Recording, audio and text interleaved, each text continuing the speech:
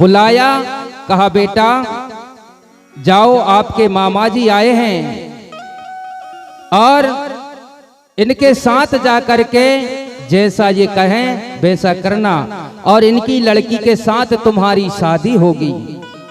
भीमा सुन करके उसके मन में कष्ट तो होता है कि मैंने गुरु को वचन दिया है कि गुरुजी मैं आजीवन कुंवारा रहूंगा, शादी नहीं करूंगा, लेकिन इधर माता पिता ने तो मुझे फंसा दिया, अब क्या करूंगा।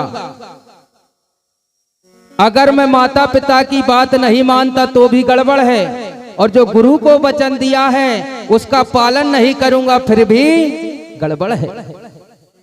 अब क्या करना चाहिए। बहुत सोच विचार करके, बहुत सोच विचार करके भीमाल तैयार होते हैं और अपने मामा जी के साथ जाने के लिए तैयार हैं। देखिए, अरे माता पिता की आज्ञा पाकर भीमल भय तैयार। अरे मामा के घर जा बन देखो छोड़ दे परिवार, मामा के घर जा बन देखो छोड़ दे परिवार।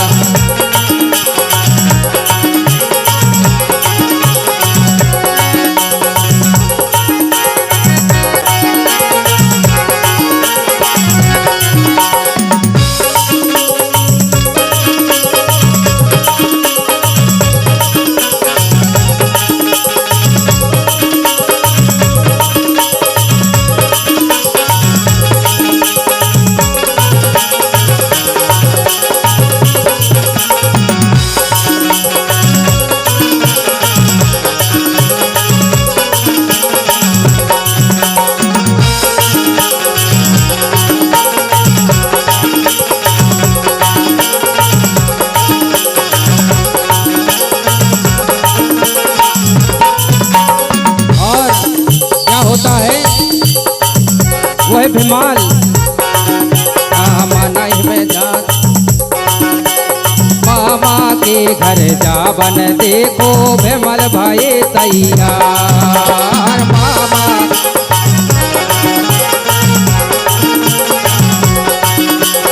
मामा के घर जा बन देखो भीमल भाई तैयार।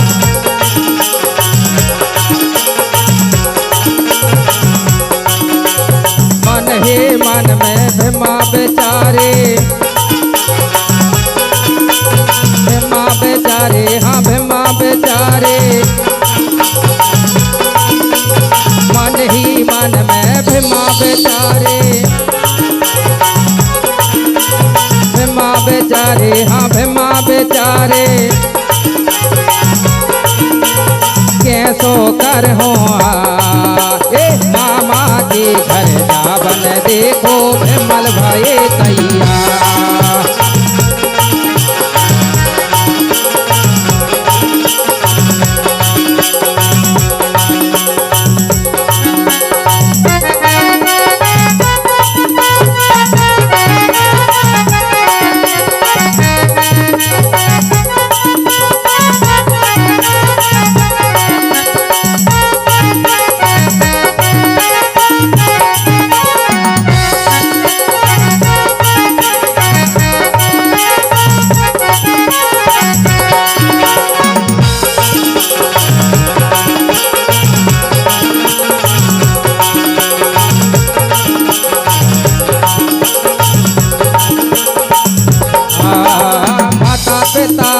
कुछ ना बोले, माता पिता से कुछ ना बोले, कुछ ना बोले, हाँ कुछ ना बोले, माता पिता से कुछ ना बोले। अरे सोच सोच पछता मामा के घर जावन देखो छोड़ दे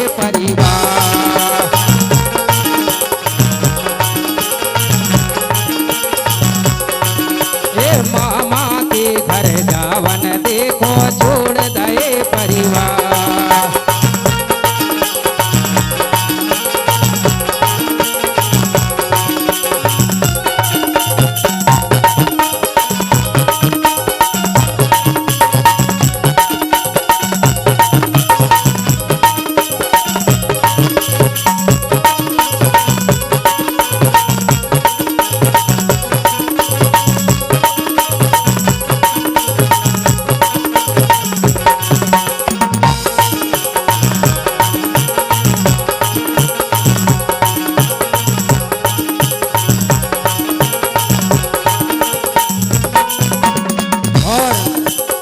भीमा सोचता है कि अगर मैं मना करता हूँ, शादी से मैं मना करूँ तो, शादी से मैं मना करूँ तो, मना करूँ तो, मना करूँ तो,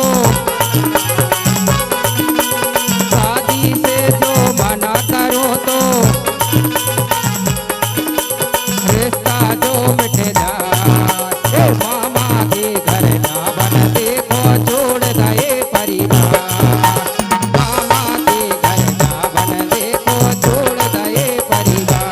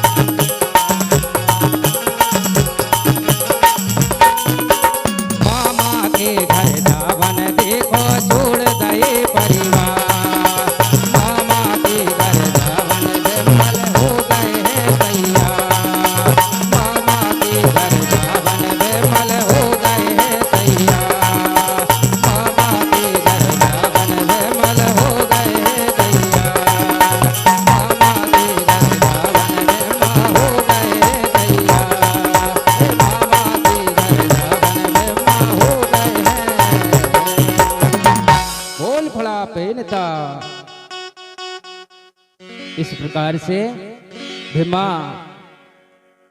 अपने माता पिता की बात को मान करके और तैयार हो जाते हैं। गुरु के वचन को सोच विचार करके और भीमाल के मन में बहुत बड़ी समस्या आन खड़ी हो गई। भीमाल युवराज जो अपने गुरु को वचन दिया है, उसे याद आ गया कि मैंने अपने गुरु को वचन दिया था, अब ये वचन टूटने वाला है।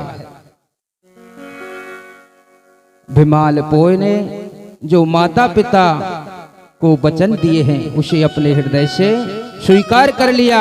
सोचने लगा समय बहुत बलवान होता है, कब क्या हो जाए कोई जान नहीं सकता। इस प्रकार विचार करके भीमाल अपने माता पिता के चरण स्पर्श करके सेवा जोहार बंदन करके और भीमाल पोय अपने मामा लोहांडी गोड़ा के साथ आ गया। इस सगाजनों इसके बाद में फिर एक समस्या सामने आ गई, यानी भीमाल पेन को लेकर के जब लोहांडी गोड़ा अपने राज दरबार में आया, वहां रहने लगा। और ये भी बता देना चाहता हूं, जिसको लमझना बनाया जाता था, लमसेना, घर दामाद, घर जमाई, तो उसको ऐसे ही स्वीकार नहीं कर लिया जाता था। पहले उसको जब लमझना बनाया जाता था, अपने घर लाया जाता था, घर ला करके उसके लक्षण देखे जाते थे। कहीं ये दारू तो नहीं पी रहा है, कहीं उल्टे कर्म तो नहीं कर रहा है, जुआ सट्टा तो नहीं खेल रहा है जैसे आज करते हैं लोग। यानी 1-2 वर्ष तक उसको रखा जाता था, और 1-2 वर्ष में अगर उसके सही लक्षण हैं, अच्छा काम करता है, सही रास्ता चलता है, तभी उसको स्वीकृति दी जाती थी। तो इसी प्रकार भिमाल को ले जा करके और उससे काम कराया जाता है। लेकिन भिमाल के मन में यह विचार गूंज रहे कि इस समस्या से कैसे निकला जाए, क्या करना चाहिए। अगर मैं पिता माता की बात नहीं मानता हूं फिर भी गड़बड़ है, और जो गुरु को वचन दिया है उसका पालन नहीं करता फिर भी गड़बड़ है।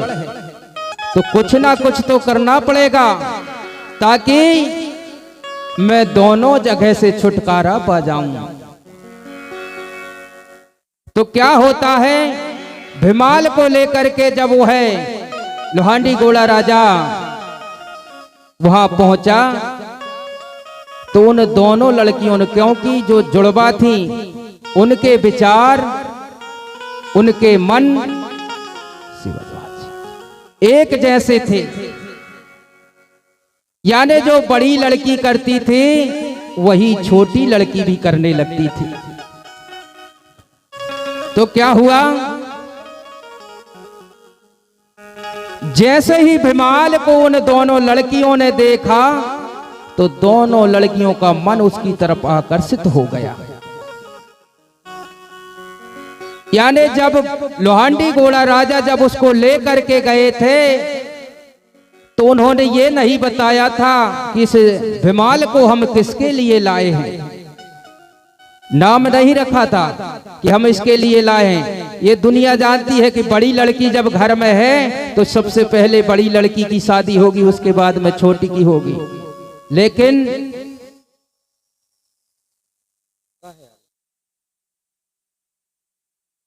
आए हुए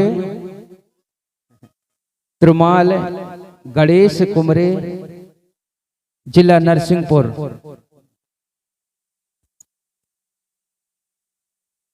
जो यहां पर आए हुए हैं उनका मान सम्मान करेंगे। गणेश कुमरे जी क्या बोलिए, प्रकृति शक्ति फड़ा पेनता। तो इस प्रकार से उन दोनों का मन भिमाल के ऊपर आ जाता है। अब वो है दोनों कहने लगी, छोटी बहन भी कहने लगी कि भिमाल से शादी मैं करूंगी, और बड़ी लड़की के साथ तो होना ही था। अब उन दोनों में खींचातानी शुरू हो गई। राजा को पता चला, राजा बड़े सोच विचार में पड़ जाता है, बहुत सोच विचार करने लगा। बहुत सोच विचार करने के बाद में राजा कहने लगा, अब लड़कियां दो है लड़का एक है, और शादी करूं तो अब किसके साथ करूं। अब ये मेरे समक्ष समस्या आन पड़ी है। उधर भिमाल खेत से आया, उसने जो भी काम करना था घर पे काम किया, और शाम को राजा बोले, भिमाल बोले, कहो मामा जी क्या बात है। मेरे बीच में एक समस्या आन खड़ी हो गई है, और उस समस्या का निदान सिर्फ तुम ही निकाल सकते हो। भिमाल कहने लगा, मामा जी क्या बोल रहे हैं, मैं कैसे निकाल सकता हूं समाधान। पहले तो आप साफ साफ बताइए कि समस्या है क्या। तो वह कहने लगे, भिमाल मेरी दो लड़कियां हैं और दोनों लड़कियों में झगड़ा चल रहा है। कैसा झगड़ा चल रहा है, दोनों लड़ रही हैं कि जीजी ये मेरा पति होगा, बड़ी वाली कह रही नहीं ये मेरा होगा। दोनों में ये झगड़ा चल रहा है। कैसे, पति मेरे यही होना रे। छोटी कहती है, दीदी पति मेरे यही होना चाहिए, पति मेरे यही होना रे। ऊंची कद काठी भले पति मेरे यही हो।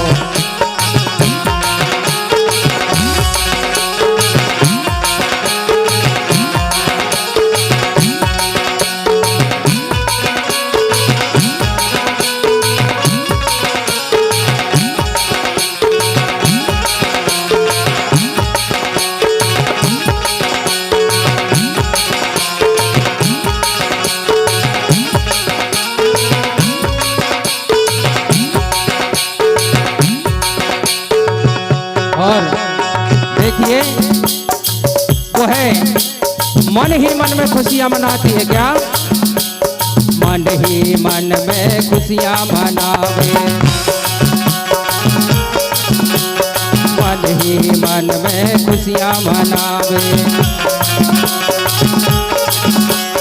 खुशियां मनावे, हाँ खुशियां मनावे। सोच सोच हर साए राजा मोरे, सैया मोरे यही होना रे, ऊँची कद काठी वाले पिया मोरे यही होना रे, ऊँची कद काठी वाले सैया मोरे यही होना रे।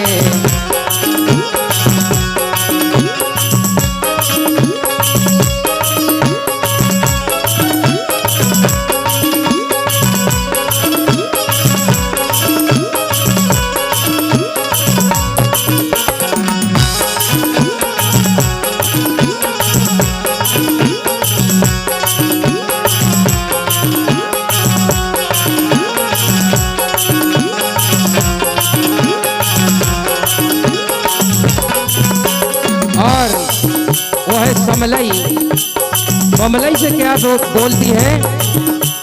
समलई से बमलई बत्तियां बोले, समलई से बमलई बत्तियां बोले, बत्तियां बोले, हाँ बत्तियां बोले, बत्तियां बोले, हाँ बत्तियां बोले। बतलाए राजा मोरे यही होना रे, ऊँची कद काठी वाले राजा मोरे यही होना रे, ऊँची कद काठी वाले राजा मोरे यही होना रे, ऊँची कद काठी वाले।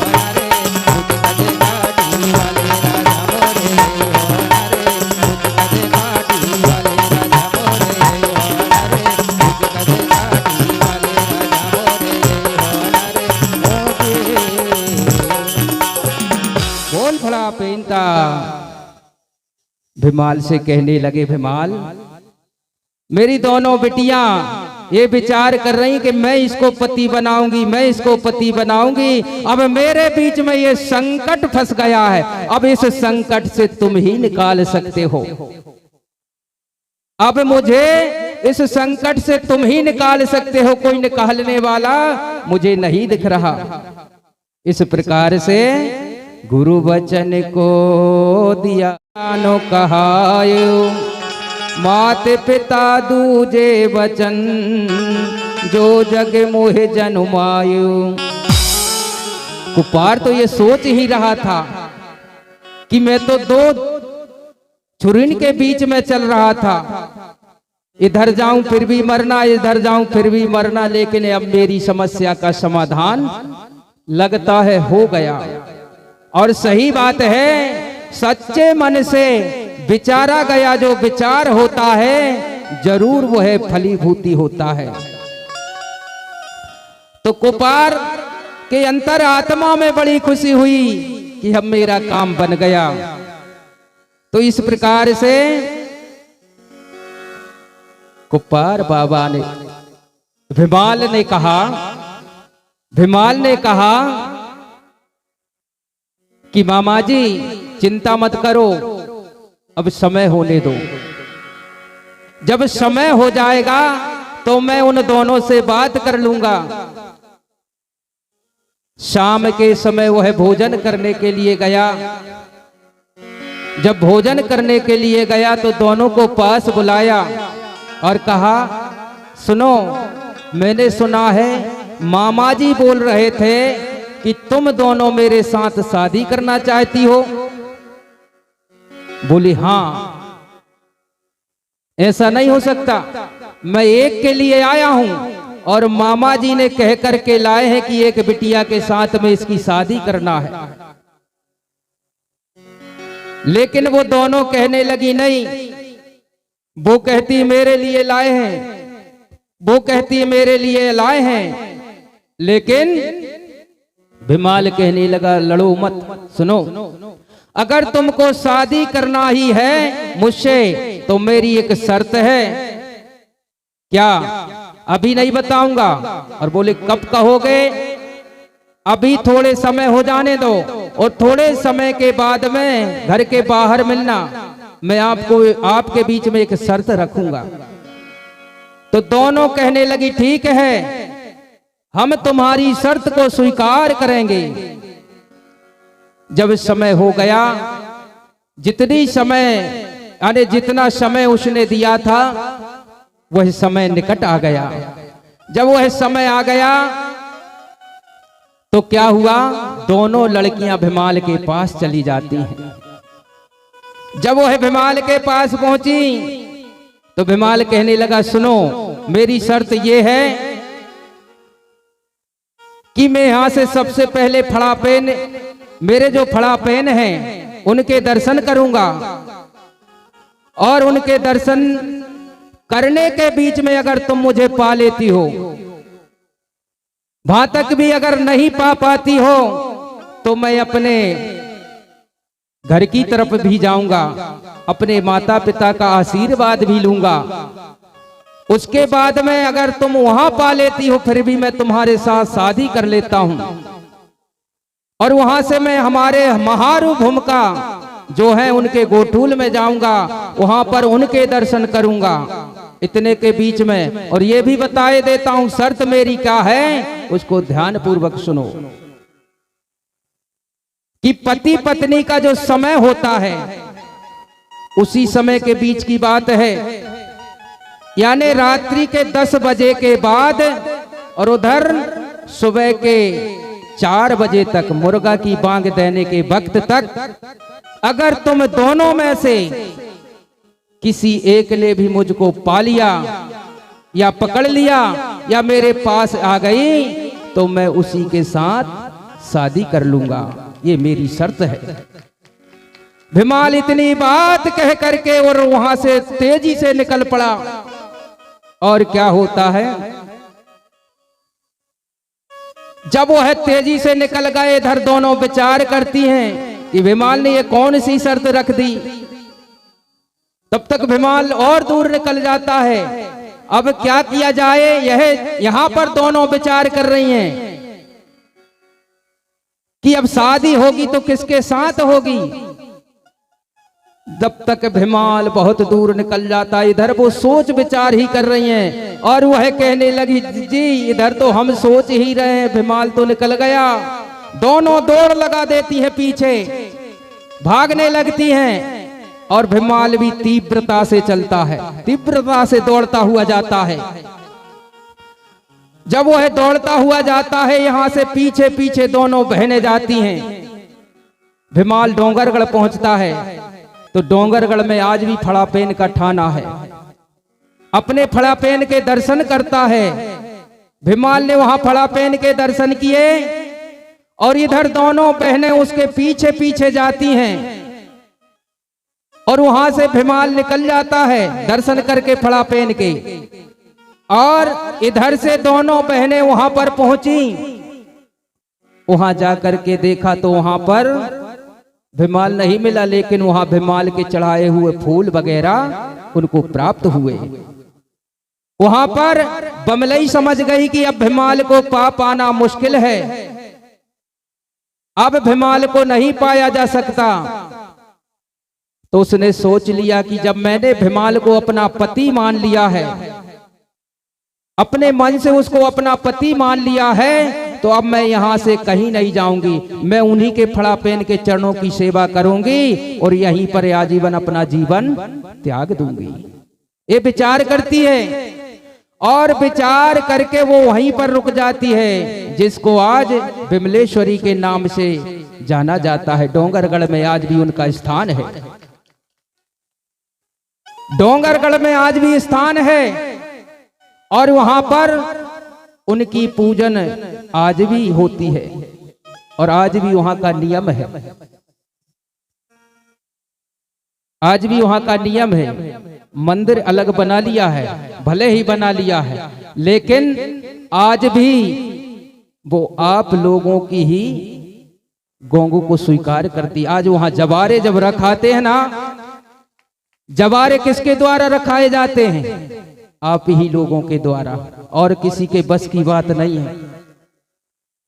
वहां पर बमलई यहां पर ये तो रुक गई, वहीं पर विमलेश्वरी वहां रुक गई, और जब उसका अंत वहां हो गया होगा, यहां से जो समलई जो थी भिमाल के पीछे दौड़ती हुई आती है। भिमाल ने आकर के बैहर में अपने माता पिता के दर्शन किए और वहां से अपने गुरु के दर्शन के लिए निकलता। इधर समलई जो है पीछे पीछे दौड़ती हुई जा रही थी। भिमाल ने अपना ध्यान लगाया और भिमाल ने देखा कि ये तो अब मुझको छोड़ेगी नहीं, ये पालेगी। अब कुछ ना कुछ करना पड़ेगा, थोड़ा समय बचा है और मैंने इसको कहा है कि रात्रि 10 बजे से सुबह के 4 बजे तक, यानी मुर्गा की बांग देने तक अगर तूने मुझे पा लिया तो दोनों में से अगर एक ने भी पा लिया तो मैं उसका पति हो जाऊंगा। तो भिमाल ने सोचा कि अब खेल बिगड़ने वाला है, अब कुछ ना कुछ करना पड़ेगा। तो उसने योग तंत्री विद्या से और समलई को रास्ता भटका दिया। जब उसको रास्ता भटका देता है और जब वो है भटक जाती है, और भटक जाने के बाद में क्या होता है, मुर्गा बोल जाता है। मुर्गा बोल जाता है तो आज भी उसको कोड़ारी दाई, यानी मुर्गा की बांग देने से वो है वहीं रुक गई, इसलिए उसको गोंडी में कोड़ारी बोला जाता है। किसको? मुर्गे की बांग को, यानी मुर्गे को कोड़ारी बोला जाता है। इसलिए उसने अपना स्थान वहीं पर बना लिया। और भिमाल अपने गुरु के दर्शन कर, गुरु को सारा हाल बता करके, और गुरु से कहा कि हे गुरुदेव, मैं सगा समाज के कल्याण के लिए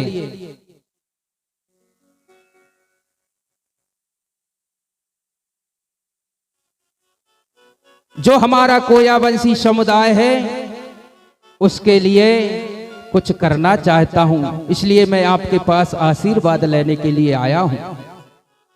वहां से भिमाल निकल जाता है सगा समाज की सेवा में। और आपको बता दें, भिमाल पेन का जन्म चैत पूर्णिमा को हुआ था और इसी दिन हनुमान का भी जन्म बताया गया है, बजरंग बली का जन्म भी बताया गया है। यानी चैत्र पूर्णिमा के दिन आज भी आप इधर नहीं होता है, इस परिक्षेत्र में जाएंगे तो आज भी भिमाल की पूजा गोंगो कलश जला करके दिन भर उस कलश की पूजन की जाती है और शाम को उस कलश को विसर्जित किया जाता है। आज भी प्रचलन में है। यानी वहां पर आज भी भिमाल को मानते, लेकिन हमारे यहां नहीं मानते हैं। लोगों ने आपको भ्रमित कर दिया। आज अगर पूछी जाए तो आज भिमाल के बारे में किसी को पता ही नहीं है कि भिमाल होता क्या है। भिमाल के बारे में अगर जानना है तो जो गार पगारिया कहलाता है। गार पगारिया तो जानते होंगे, ओला झाड़ने वाला। जो ओले को झाड़ता है उससे पूछना कि तुम दुहाई किसकी लगाते हो। जो गार पगारिया जो कहलाता है वो भिमाल पे इनकी दुहाई लगाता है। तो उसे लोगों ने भ्रमित कर दिया। पहले वह भिमाल था, भिमाल से भीमा हो गया और उसके बाद में महावीर हो गया और महावीर के बाद में उसको परिवर्तन करते चले गए।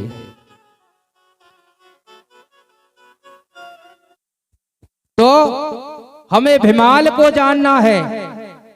जब भिमाल वहां से निकल जाता है सगा समाज की सेवा करने के लिए, इधर दादा दाइया ने भूरापुर कोतमा को पता चलता है कि वह अपने गुरु को ये कह करके गया है, नहीं मालूम कहां निकल गया, बहुत दिन हो जाते हैं। तो भूरापुर कोतमा दाई अपने उन 6 बेटों से बोले कि जाओ तुम अपने भाई को ढूंढ करके लेकर के आना, और जब तक तुमको भिमाल नहीं मिलेगा तो तुम भी वापस मत आना। तो वह 6 भैया अपने माता पिता के वचनों का पालन करने के लिए अपने भाई को ढूंढने के लिए निकल जाते हैं। वहां से महारू गुरु के यहां से पता चलता है, जैसे वो चलते जाते हैं इस गांव की तरफ गया है, उस गांव पहुंचे। हाँ आया तो था, लेकिन वह यहां से नहीं मालूम कहां चला गया। लेकिन ये एक काम करके गया है, हमको मुगदल चलाना, कुश्ती, लाठी, ये सारी विद्याएं सिखा करके गया है और उसने अपने नाम का एक पत्थर यहां पर रख करके गया है। फिर दूसरे गांव पहुंचे, वहां भी यही हाल है। इन्होंने देखा कि जब हमारा भाई कुछ काम कर रहा है तो हमारा भी फर्ज बनता है कि हम भी कुछ काम करें। तो वह भी काम करने लगे। मतलब आज अगर हम जो कृषि का काम करते हैं तो इसकी खोज की किसने? जिसको हम जाटवा कहते हैं, और आज की भाषा में कहा जाए तो ठाकुर देव के नाम से जाना जाता है। तो ठाकुर देव इसने कृषि में महारत पाई है, और आज भी जहां पर जो खेरे का काम किया जाता है, बिदरी पूजा जब होती है उस समय ठाकुर दैया में जाकर के और वहां पर इस अनाज की पूजा होती है, पुड़ियां बनाई जाती हैं छोटी छोटी। पहले हमारे बुजुर्ग ये काम करते थे, घर घर जाकर के, जिसको मुठुआ बोलते हैं, इस क्षेत्र के सब जानते होंगे मुठुआ के बारे में। यानी एक झाड़ होता है, और आप लोगों ने यही व्यवस्था तो छोड़ दी। आज अगर कोई भूमका आपके घर में, वो मुठुआ लेकर के जाता था, क्योंकि उसको देना पड़ता था कुछ ना कुछ। भूमका होता था या तो समाज का होता था, नहीं तो मैंने उस दिन बताया था जिसको यादव बोलते हैं, यादव। यानी वो मुठुआ लेकर के जाता है और आपके द्वार के समक्ष उस मुठुआ को गाड़ता है, और आपसे जो बने वो उसको दान दीजिए। और वो दान लेकर के बोलता नहीं था, ना तो वो दान देने वाला बोलता था, ना वो मुठुआ गड़ाने वाला बोलता था, क्योंकि ये रिवाज था। यानी जब खेरे को बांधा जाता था उस वक्त ये काम किया जाता था। लेकिन ये सारी व्यवस्थाएं धीरे धीरे सब भंग होती चली जा रही हैं। आज भी इस क्षेत्र में चल तो रहा है, लेकिन वो भी पूरी तरीके से नहीं चल रहा। आपके घर में अगर वो मुठुआ गड़ जाता था, अब आपके देव भी तो काम नहीं कर रहे हैं। अब देव काम कहाँ से करेंगे? आप स्वयं काम नहीं कर रहे हैं, आप भी तो काम नहीं कर रहे हैं। तुम काम करने लगोगे तो तुम्हारे देव भी काम करने लगेंगे। तो ठाकुर देव की दैया में यानी थाना में पुड़ियां बना बना करके, और जिस घर से जो कुछ भी आया है उस घर में वापस पुड़िया बना बना करके भेजते थे। ये व्यवस्था थी। एक भैया ने रास्ते बनाने का काम ले लिया, यानी इस गांव से उस गांव तक पहुंचाने का रास्ते का निर्माण कर दिया, जिसको भाजपा पेन कहा गया। आज भी आप पूजन करते होंगे। जरा मैं पूछना चाहता हूं, जब आप विवाह शादी करते हैं और बारात लेकर के जाते हैं, तो बारात ले जा करके गांव के बाहर कहीं पर मानते हैं कि नहीं मानते हैं? नारियल फोड़ते हैं कहीं? नहीं। उसके बारे में कोई जानता है? क्यों फोड़ते हो नारियल? ऐसे ही चले जाया करो ना। वही तो कहा, जिसको जानते उसको मानते नहीं, और जिसको मानते उसके बारे में कुछ जानते नहीं। और देख लेना, आप नारियल नहीं फोड़ोगे तुरंत देर नहीं होगा, बस आप 2, 5, 10 कदम ही चल पाओगे और कला आपको वहीं मिल जाएगी। ये है सत्यता, यही सत्यता है। और इतनी बड़ी सत्यता को छोड़ करके और आप लोग नहीं मालूम कहां कहां भटक रहे यार भैया। खेरे के अंदर जो देव शक्ति हैं, इन्होंने सारी व्यवस्था को इस प्रकार, जैसे ये व्यवस्था बनी हुई ना राज्य सरकार में, वो व्यवस्था भी इस व्यवस्था से अलग है, भंग हो जाएगी। सबसे बड़ी व्यवस्था यही मानी जाती है, ग्राम की व्यवस्था। जैसे वहां राष्ट्र का राष्ट्रपति होता है,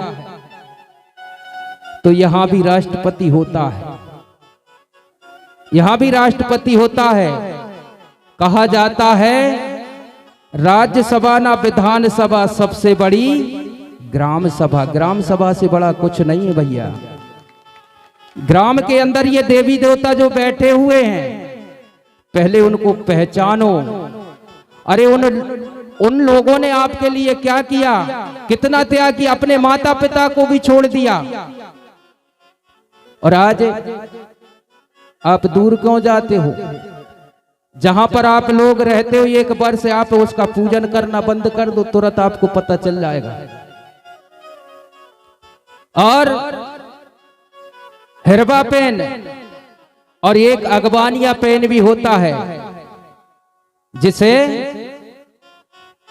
यहां पर क्या भाषा बोलते हैं उसको, कि माता का अगवानिया, जिसको आप लोग हरदौल, वो हरदौल अलग है जो जहर खा करके मरा, ये हरदौल अलग है। ये समझने की जरूरत है। ये हरबा देवता ही हरदौल हुआ है। हरबा से हिरवा, हिरवा से हरदौल बना दिया गया है, आपको भ्रमित कर दिया गया है। और आज भी उसका थाना बना हुआ है। और आप जानते हैं, जब दाई का पूजन होता है, गोंगो होता है, तो उसका भी आपको पूजन गोंगो करना पड़ेगा। और नहीं करोगे तो फिर वो भी स्वीकार नहीं करती वो, लेकिन कला आपको जरूर बता देगा। इतनी बड़ी शक्तियां हैं, लेकिन आर्य शक्तियां तो आप लोगों की कम हो रही हैं। आप लोग उनको पहचान ही नहीं पा रहे हैं, नहीं मालूम कहां कहां भटकते फिर रहे हैं। अब इन भाइयों ने भी ये प्रण ठान लिया कि अब हमारा भाई अगर कोई काम समाज के लिए कर रहा है तो हम भी ये काम करेंगे। तो दो भाई ने ये काम ले लिया, रास्ता बताने का, निर्माण करने का। और भाइयों ने तालाब निर्माण करने का ले लिया। और इसके बाद में वो है 5 बहनियां बची। और एक कहावत और है, लोग कहते हैं 7 बहनियां 5 पंडवा। इस कहावत को भी समझा जाए कि 7 बहनियां होती क्या है, उनके बारे में भी हमको पता होना चाहिए। 7 बहनियां बोलते किसको हैं? 5 पंडवा क्या हैं? जो 7 भाइयों के बाद में छत्तीसगढ़ी अगर आप जानते हैं और छत्तीसगढ़ी में आप जाएंगे तो आपको इसका प्रमाण पूरा पूरा मिल जाएगा कि जो 7 भाइयों के बाद में जन्मी 5 बहनें, उनको 7 बहनियां कहा जाता है। और जो 7 भाइयों के बाद में जो 5 बहनें जन्मी तो उन 5 बहनों के भाइयों को पंडवा कहा जाता है, क्योंकि वो 5 बहनों के भाई हैं, इसलिए उनको पंडवा कहा जाता है। और ये 7 भाइयों की बहना है, इसलिए इनको 7 बहनियां कहा जाता है। ये व्यवस्था है। और जब जवारे हम जवारे बोते हैं, जब जवारे डालते हैं, तो ये बात तो सभी लोग जानते हैं। आप लोग बताइए, हमारे पुणे में दर्शन में बताया गया है कि जब जवारे बोते हैं तो पंचमी के दिन पूजन होती है। पंचमी के दिन पूजन होती है तो वो किसकी होती है किसी को पता? पंचमी के दिन पूजन किसकी करते हैं? जवारे तो बहुत रखते हैं, कौन कौन को पता है? जरा ऊंचा हाथ करके बताओ।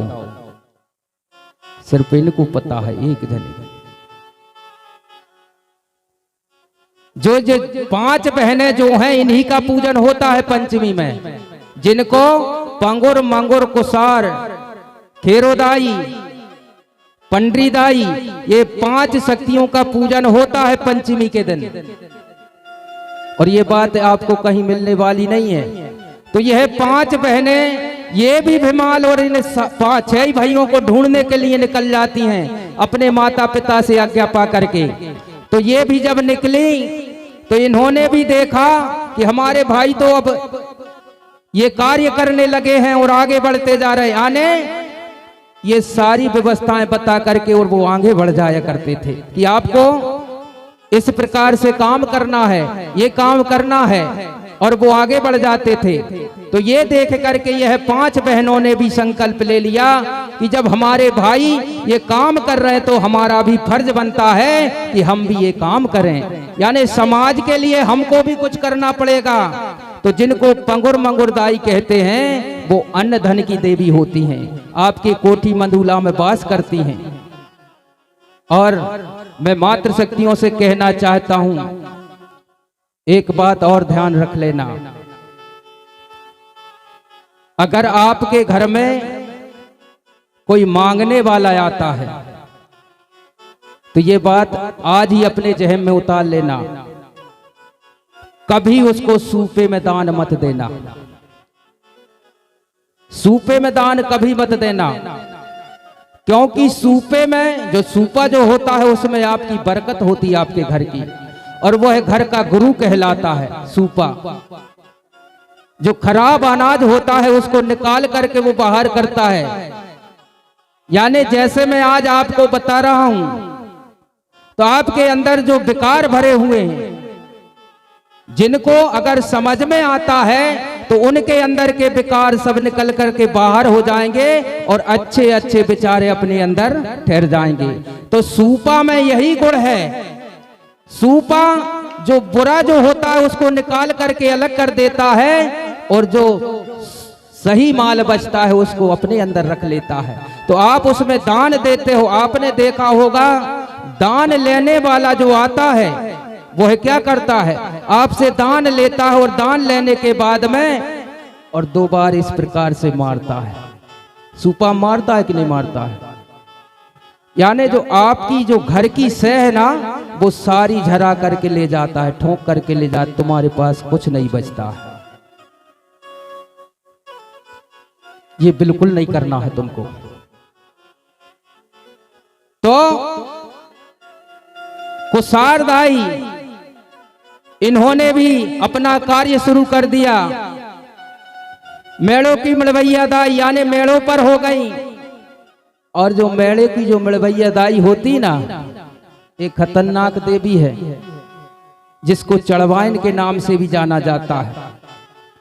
अगर आपने इसको सिद्ध कर लिया चढ़वाइन को, कितना बड़ा गुनिया क्यों ना हो, वो आपसे पार नहीं पा सकता, इतनी शक्ति है उसमें। लेकिन हम उनके बारे में जानते ही कहां हैं। तो इन्होंने अपने अपने काम बांट लिए और खेरोदाई जो सबसे छोटी बहन थी, उसने सगा समाज के रोग राई का निदान करने के लिए वैदगिरी में महारत पाई। उन्होंने वैद का काम किया। आज भी अगर गांव के अंदर कोई बीमारी आ जाती है, कोई तकलीफ आ जाती है, खेरे के अंदर कोई काम बिगड़ जाता है, तो हम लोग वहीं पर जाकर के खेरोदाई के दरबार में और वहां बैठ करके और वहां से निकासी करते हैं। और निकासी करने के बाद में जो भी तकलीफ होती है वो बाहर हो जाती है। ये व्यवस्था है हमारी। अब यहां जब जवारे हम बोते हैं तो उस वक्त एक और व्यवस्था होती, चांदनी लगाई जाती है और चांदनी में 5 भूमिका बांधे जाते हैं। उनको बताते ये 5 पांडवा हैं, 5 पांडवों के नाम से बताते हैं। लेकिन उनके बारे में आप लोगों को पता है, जिनको हम भूमिका कहते हैं, नारायण सुर, कोलासुर, हीरा ज्योति, मान को सुगाल, तुरपुराय, ये 5 भूमिकाओं के नाम से वो नींबू ऊपर लगाए जाते हैं। ये आपके भूमिका है। नारायण पेन के बारे में नाम तो सबने सुना है, लेकिन उनके बारे में कोई नहीं जानता कि ये नारायण पेन है क्या चीज है, तुरपुराय है क्या चीज है, ये पता ही नहीं है। कोलासुर क्या है? तो ये 5 भूमिकाओं को वहां पर यही है भूमिका स्थापित किए जाते हैं और यही भूमिका आपके गोत्र के हिसाब से पूजे जाते हैं, माने जाते हैं। और पंचमी के दिन इन 5 बहनियों के नाम से पूजन होती है, पर हमारे में अष्टमी के दिन पूजन होती है, नवमी के दिन पूजन नहीं होती। करते हैं आप नवमी में, हमारी पूजन अष्टमी के दिन हो जाती, नवमी में पूजन नहीं होती। तो इसका कारण क्या है? अष्टमी में पूजन क्यों करते हो? आज भी करते हैं, कहते हैं हमारी 8 की पूजा है, हम आज कहीं नहीं जाएंगे, 8 की पूजा के बाद ही हम कहीं जाएंगे। तो जो खेरोदाई है, इसकी 8 सेविका थी, उन 8 सेविकाओं की पूजन अष्टमी के दिन की जाती है। ये व्यवस्था है हमारी। और इसके बाद में अब जवारे की बात आती है, तो जवारे क्यों बोए जाते हैं? ठीक है, आपने बोलिए, फिर आपने देखा होगा। मैं आपसे पूछना चाहता हूं, 9 दिन में जवारे जब 9 दिन हो जाते हैं और 9 दिन हो जाने के बाद में जब आप सिराने के लिए जाते तो वहां दूध दही छिटकते हैं कि नहीं छिटकते? छोड़ते हैं। क्यों छोड़ते हो? इसका कारण क्या है? पता है किसी को? नहीं है पता। क्योंकि जन्म होता है 9-10 महीने में, तो ये जन्म की प्रक्रिया है। और जब जवारे आप सिराते हैं तो कुछ तो वहां छोड़ते ना, कि पूरे ले जाते हो समेट कर? पूरे ले जाते हो, छोड़ते हैं कुछ। क्यों छोड़ते हैं? ये भी समझने वाली बात है। जब जवारे 9 दिन में सिरते हैं तो 9 ही दिन में सिरना चाहिए, फिर वो थोड़े से रह जाते, उन्हें 10वें दिन में क्यों सिराते हो? क्या कारण है? ये 2 शक्तियां हैं जिनको सल्लागागरा शक्ति कहते ना। तो आपको बता देना चाहता हूं, लड़की का जन्म 9 महीने में होता है और लड़के का जन्म 10 महीने में होता है। इसलिए 9 और 10 की ये व्यवस्था है। तो चलिए, हमारे बीच में उइके जी एक छोटा सा गीत लेकर के आ रहे हैं। पुनः फिर हम आपको आगे की ओर ले जाएंगे। चलिए, हमारे बीच में दुर्गेश नंदिनी उइके बिरसा मुंडा ग्रुप